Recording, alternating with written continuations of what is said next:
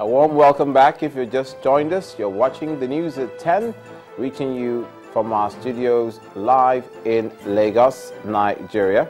A reminder of our top stories. Muslims throughout the world are celebrating Eid al-Kabir in remembrance of Ibrahim's willingness to sacrifice his only son Ismail as an act of submission. The President, Dr. Goodluck Jonathan, says that the violence ravaging Nigeria's northwest region will be taken care of.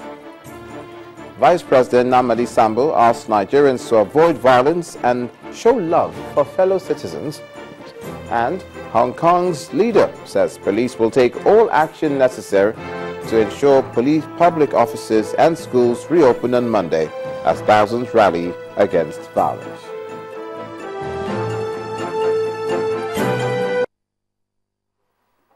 I'd like to remind you that all our top stories can be found on our website, channelstv.com, and on youtube.com/channelsweb.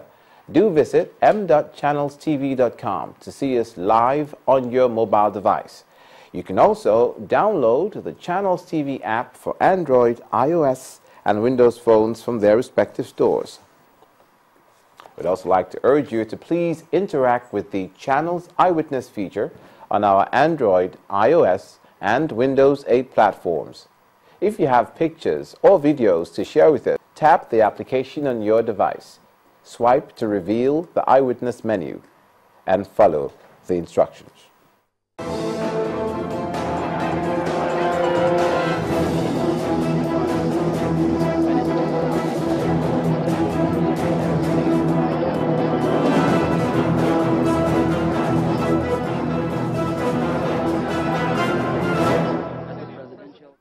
As Nigeria celebrates 54 years of independence, sports followers want a total rebranding process with a renewed focus on the grassroots and infrastructure development.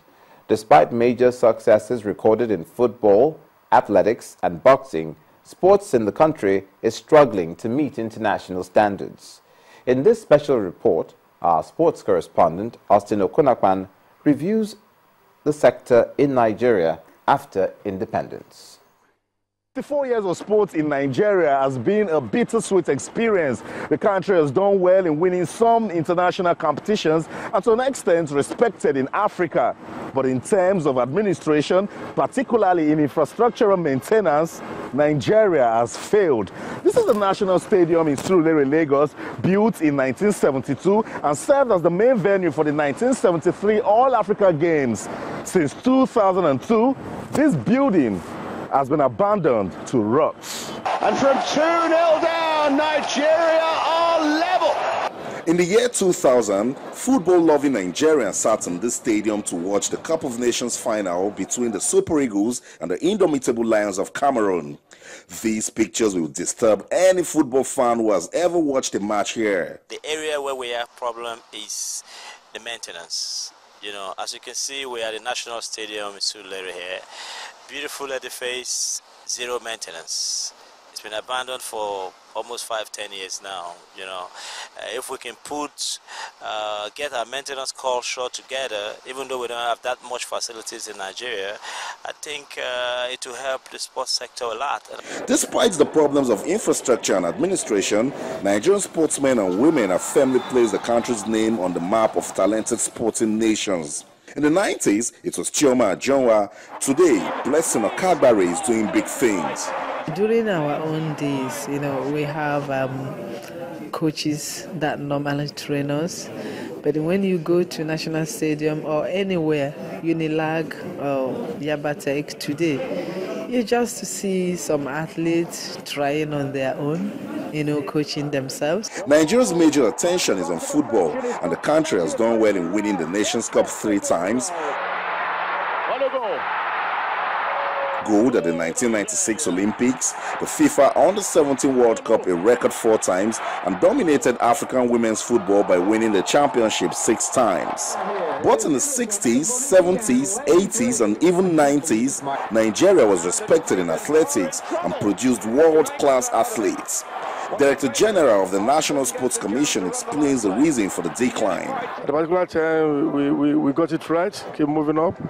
But at a particular time again, we lost it, particularly when we ignore school sports after the likes of Henry Amike, Fadila Tukunkoya, Shidimo, Berion Yali, Innocent Buniki and the rest. After that, we don't have stars like them again. At this year's Commonwealth Games in Glasgow, Nigeria won medals in athletics, boxing, wrestling, weightlifting, and table tennis. The championship exposed the need for the country to focus on other sports and also invest in talent discovery and development. If you spend money on athletes, you have results. The Nigerian Commission, the National Sports Commissions, they really tried. Table tennis was once a popular sport in the country. It has also suffered a decline, but gradually making a comeback. What we're doing now is we're coming up with the idea of a new national league. We're trying to ensure that, you know, the momentum we've built is not lost. And come next week, I think the best players in the country playing for their clubs this time in a team event. In the late 50s, Nigeria had already produced world boxing champions in the featherweight and middleweight category through Hogan Kid Bassi and Dick Tiger. Today, the sport struggles to win a bronze medal at the Commonwealth Games. Before gaining independence in 1960, Nigeria had already produced world champions in boxing and athletics. Today, the country owns the likes of Blessing Okagbare in athletics, Kelechi Iheanacho in football, Oduayo Adekuroye in wrestling, and Ojo Ono-Olakpo in table tennis. That tells you that there are talents in this country and the future is looking good. If the problems of leadership and administration is fixed, sports in this country will shine again. From the National Stadium in Surulere, Lagos, I'm Austin Okonakman reporting for Channels Television News. Austin with the flag. To continue our look at 54 years of independence in the country, we're now being joined on the news at 10 by a sports administrator with expertise in football management. Coach Pt.2 is a former coach of the national under-20 team, who was assistant coach of the Super Eagles and one-time technical advisor. We're pleased to have you on the news at 10 tonight. Thank you very much. That is a football-dominated resume, if you like, but you have a larger playing field in sports in general, not just football. Okay, you're quite right. We all grew up right from youth to play all kind of sports, apart from football, table tennis, and other sports, I can say. You know, as a matter of fact, I remember when I was in secondary school, I was the sports director, sports prefect, which you have to do all the sports. No, what I mean is sports management in general, sports expertise in the other types of sports, apart from football. Apart from football? Yes. It's not been easy to, if you look at that level, it's not been very easy to say that anybody can be all of it, can be all-rounder, as I can say. But again, we've been opportune to work, especially when you're with, when I started with National Sports Commission, and yes. I saw it happening there, where you have football, table tennis, and you know, lawn tennis, name it. But presently, I'm in Lagos State, and I tell you what I've seen Lagos State doing, you know, covering all these areas of sports management. You know, it's been very, very, you know, impressive, especially with the Honorable Commissioner for Sports now. Speaking of those days, pardon interruption, the days of yore that you alluded to just now, the 70s, the 80s, yeah. We remember the Peter Konyegwachis of the day, yeah. Marion Yali, yeah. Even the 90s, Nigeria was making a name for herself, but that seems to have changed. What went wrong? A lot of things, and I tell you one thing, during those days, I was young too when I saw good things happening in sports, you know, but I tell you one thing, I think when you talk about the authorities in terms of, you know, we talk about the police, the prisons, those are the people who are doing sports, especially when you talk about athletics.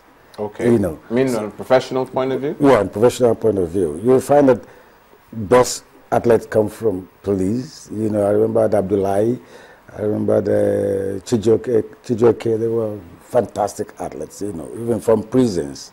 like that. You know, that's this organization. They were the one because they got an acceptable physique. Are you saying there was not enough support from the government with policy to draw participants from sports from a young age from the schools? No, if you want to talk about the grassroots football now, grassroots sports now, is strictly right from those ages of primary schools, secondary schools, you know, and the realistic government were doing it. And the best thing happened to us during that period of time was that the youths, they were encouraged. You know, they can, if you are talented, or you're a good talent, or you are being spotted, then you'll be, you know, you'll be moved to, you'll be encouraged to play or to be among the top, those senior guys, and you train with them, and that alone encourages sportsmen and women to perform. But those days, when you talk professionalism, you cannot bear it. It's from those authorities. And a very popular sport in Nigeria still is table tennis. That seems to have changed, has it? No, what's going on with table tennis now? Why aren't we winning those medals? You couldn't touch Nigeria in table tennis in Africa at a certain point. Table tennis is massive in terms of, if you see the countries that are playing table tennis, they're very good. Japanese, Chinese, you know, they have different technique, different tactics, which we have not, you know, not that we have not made a standard. You can see some of our boys going to quarterfinals or semifinals table tennis, but they have what is called spring. They have rubber bat, and there's some that without no spring on it. But we've done so well. Our boys have done well in table tennis. What's stopping us from advancing to the next point of achievement in table tennis? Is it the funding? Is it the lack of support from the various government authorities or agencies? No, not really. You know, when you talk about developmental program, yes, you need to train the players. So they're not training table tennis players? No, they do. You know, but not they're not the right level that we're looking at. Even the players who's scouting for players, training and funding, like we said, taking them out to play, you know, international Okay, finally, what's the way out of all these problems? I was going to talk about football, which is your forte, but generally we know, as we saw in Austin's report, that it's more than one sport that requires attention. What do you think can be done? To be realistic, you know, I'm a football, not that I'm a football man, but again, I tell you the truth that everybody's been talking about is the only concentration is always on football. It's never like that. I think we should continue with developmental program right from the grassroots. You cannot beat, and then, you know, with time we'll get there. But I think we have not done badly up to this moment. Okay, so I heard something from the grassroots. Yeah, from the grassroots. Thank you so much. That's all time permits. But thank you so much for coming on the news at 10.